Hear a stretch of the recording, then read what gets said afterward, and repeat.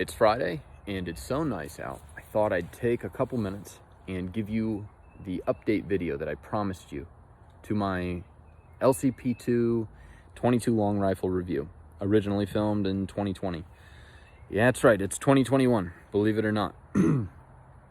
And I promised in that initial review, let's get that safety check out of the way. Magwell is empty, chamber is also empty.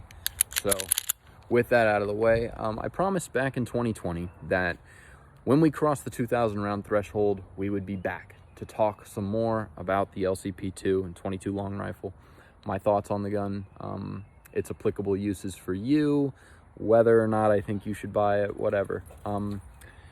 So answering some of those questions. Do you still love it? Would you buy it again? Would you recommend to others that they buy it? That's sort of going to be the purpose of the video here today.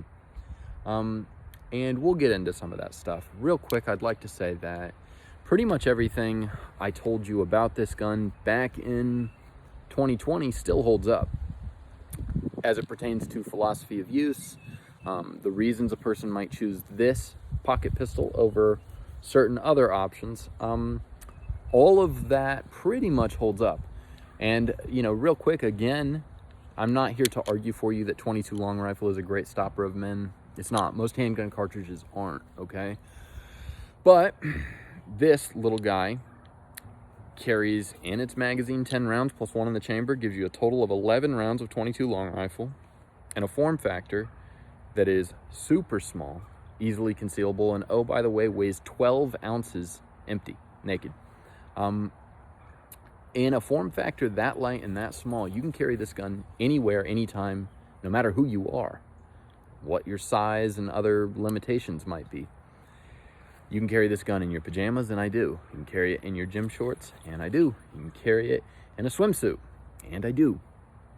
So all of that still plays. I also, and I mentioned this in my initial review, think that the LCP II 22 long rifle is an outstanding kit gun. And I don't really know what that means. It's a term that I've seen thrown around on message boards for years. To me, what a kit gun is it's something small, preferably lightweight, that you can carry lots of ammunition and magazines for without weighing your pack down, so that you can find yourself a safe, clear place out in nature and enjoy the day shooting targets with, you know, friends, family, whatever. And in that regard, this is an excellent kit gun. You can pack it away with a bunch of mags, a bunch of ammo, and you won't even really notice that it's there in your pack.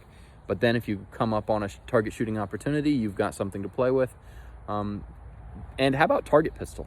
Would you use this as a target pistol? You could. I think there are better options like a Ruger Mark IV, Browning Buckmark. Something in that vein would probably be a better choice. But this little guy, once you master the trigger, which isn't awesome, I don't think you would want a super light, you know, 1.5 pound tuned Geisley trigger on a pocket pistol like this. It doesn't really make sense. But once you master the trigger on this and you really get trigger control down and you figure out what your hold is, this little guy is surprisingly accurate. I'm ringing steel targets to 50 yards with it pretty much all day. It's minute a beer can, minute a soda bottle to 25 feet and more. So a fun little plinker. Also an excellent training analog if you have the 380 version of this pistol. But I wouldn't snark at you, unlike some of the internet elitists, keyboard warrior types who say, oh, you know, 22 long rifle, you're just going to piss somebody off if you shoot them with that. That's coming from people who've never been shot by anything, I would venture to say. 11 rounds of 22 long rifle is nothing to sneeze at. And with modern ammunition of decent quality, and I'm talking like CCI Velocitors, CCI Mini Mag, which those are recommended loads for this, maybe CCI Stingers. I tend to go with heavier stuff, but with those loads, failure rates are on par with centerfire ammunition, in my experience. I think that the rimfire reputation for unreliability is greatly overstated, and mostly it can be traced to the prevalence of cheap bulk pack ammunition, which is awesome. I use it all the time. And when I do, I have a failure rate of about 2%. Statistically, over time, over the course of 2,000 rounds through this gun, it pretty much transfers to every gun. I'm going to have a failure to fire rate of about 2%, with bulk pack rimfire ammunition. That's just me. My mileage, yours might vary. With CCI mini mags, to illustrate a point, through 2,000 rounds, of which I would guess around between 500 and 700 of which have been CCI mini mags, because I like to train with the load that I carry when I find myself in such an occasion to carry this gun. Here lately, I haven't been. It's been cold, and even in deep South Georgia, it's been cold, and I've been mostly carrying my Glock 17. This hasn't seen a whole lot of use, but it'll be summer soon, and it'll be summer long. So when I carry it, it's with those CCI mini mags, and through 500 or 700 rounds, whatever it is, 0 failures. It's never happened, except the one time that I took it into the river, and the river water permeated the seal between the bullet and the casing and soaked the primers, and then I had lots of failures with that magazine. I think it was like 7 or 8 out of 10 failed to go because they got wet. The bullets aren't as well sealed as centerfire ammunition would be. But short of that, short of taking the gun into the river, which now I know if I'm gonna swim with it, I need to have it in a Ziploc bag, or I'm gonna go kayaking, whatever, I need to have it in a Ziploc bag. Not a big deal. Short of that, reliability is pretty good. No, the quote-unquote stopping power is not, on par with a howitzer or a nuclear bomb or whatever, but it beats throwing rocks, okay? And I'll take 11 rounds of 22 that I've practiced with extensively. I know I can make hits with. Yeah, I'll take that, and I'm not going to sneeze at you if you do. I guess I wouldn't sneeze at you either way. I'd snark at you, but I wouldn't. If you choose to carry a 22 long rifle, know how to use it. There's no excuse not to. The ammunition's cheap. It used to be available, but find some and go train and get good with it, because shot placement is going to be everything with a gun and a cartridge this small. You're going to have to put them where they count and make sure that they reach, the shutoff valve, so to speak. So yeah, all of that still plays. Any of the reasons that I initially suggested you might want a gun like this, yeah, still pretty much gonna work for you. So after 2,000 rounds in a year, the big question, the one that I aim to answer in this video is, do you still love the gun? Yeah, I do. It's still my go-to backup gun, my go-to pocket gun. Would I buy it again?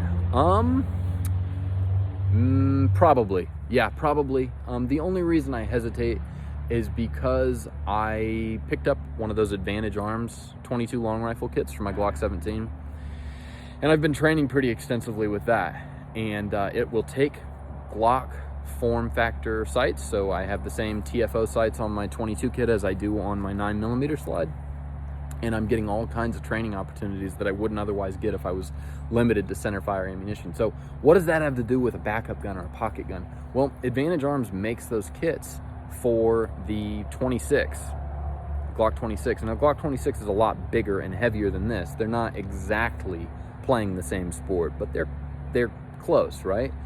They're both using a ball, okay, if nothing else.